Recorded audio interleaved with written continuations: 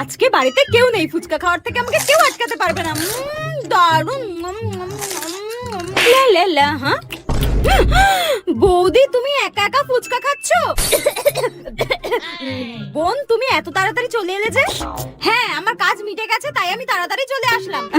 ও, অনেক খেয়েছো, এবার আমাকে দাও, আমি খাবো। জানতাম তো তুই খাবি। আমার মাথায় একটা দারুণ প্ল্যান এসেছে। শাকচুনি, তোকে আজকে টাইট দিয়েই ছাড়বো আমি। কি হলো? আমার না অনেকক্ষণ ধরে খুব জল তেষ্টা পেয়েছে, একটু জল খাও না বোন। ঠিক আছে, আনছি। চলে গেছে। আজকে তোর ফুচকার আলুতে এমন লঙ্কার গুঁড়ো মেশাবো তো ঝালে কোনোদিন ফুচকা খাওয়ার নামই করবি না। তোমার জল। একে, তুমি আমার আলুতে হাত দিয়েছো কেন? কই না তো। তুমি খাও, তুমি খাও। এই নয়, কতদিন পর ফুচকা খাবো।